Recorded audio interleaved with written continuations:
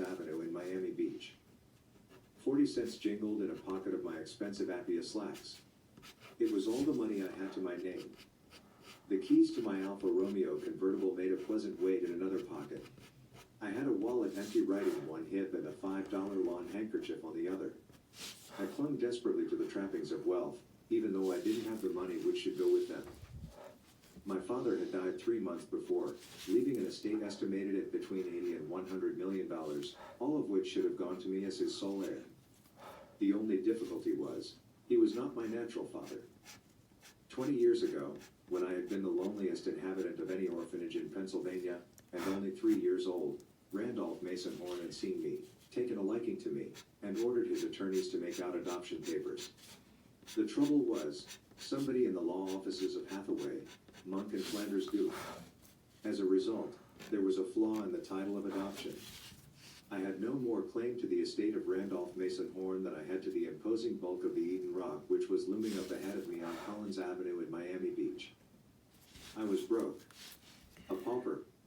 All this was bad enough, but in the past 20 years of being David Mason Horn, I had acquired the tastes of a gourmet and the appetites of a jaded Roman emperor. On 40 cents, American, I could scarcely indulge any of them. Even the gas tank of the Alfa Romeo was less than a quarter full, which explains why I was walking. Frankly, I walked to hunt a job. Any job. Even if I couldn't indulge my palate with crepe Suzette in the Fontainebleau, at least I could still wolf down a hamburger at an open-air stand. So far in my life I'd had only one job. A friend of mine, a classmate at Harvard who had a marked Continental concession in his hometown, paid me $100 to drive a brand new car south to Miami every so often. I'd been in Miami for 1 week and needed gas money to get home on.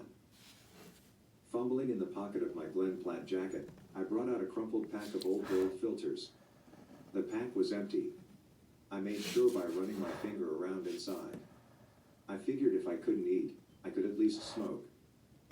40 cents would buy cigarettes, however. I turned in at a drugstore doorway and collided, full length, with a woman on her way out. I was aware of brittled softness and Chanel perfume. I reached and caught her elbows, preventing her from doing any worse than teetering on her high heels. I've been careless, I told her. Please excuse me.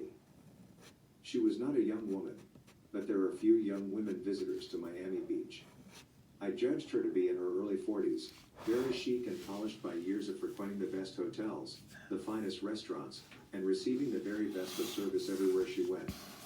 I knew the type. Wherever my adoptive father had taken me, I had seen women such as this one. She smiled up into my face. I'm a little over 6 feet tall. She was small and fleshy and modishly dressed. Her mouth was heavy with lipstick which glistened redly as she ran her tongue over it. Well, of course I'll excuse you, she bubbled.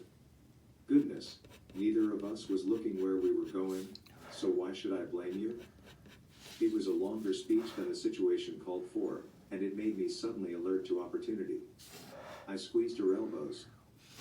You're very kind, I told her. If the situation were a little different, I'd invite you to have a drink at the Chez Bon Bon coffee shop. As it is, and I shrugged and looked off down the street, all I can offer you right now, besides my apology, are cigarettes. And I have to go in and buy those. Her eyes touched my sports jacket and slacks, the open-throated cotton chambray shirt. It may have been my imagination, but her eyes seemed to harden with suspicion.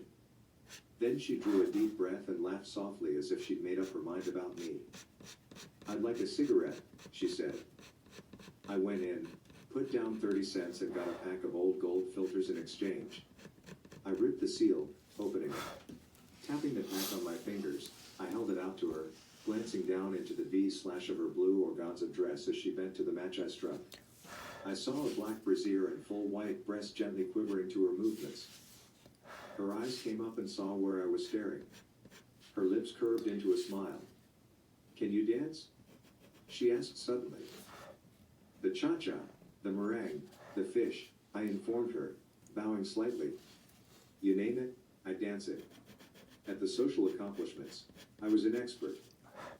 You sound like she began, then shook her head. I laughed. Like a gigolo? Well, I'm not. Oh, I admit I may sound like one, but circumstances are against me. It seems to be a trademark of mine. Have you ever heard of Randolph Mason Horn? Of course. I have an estate in Loudoun County, Virginia, not far from his. He died a few months ago, didn't he? He did. I'm his adopted son. Her eyes went wide as she flushed with embarrassment. You must think I'm a ninny, she murmured in irritation at herself.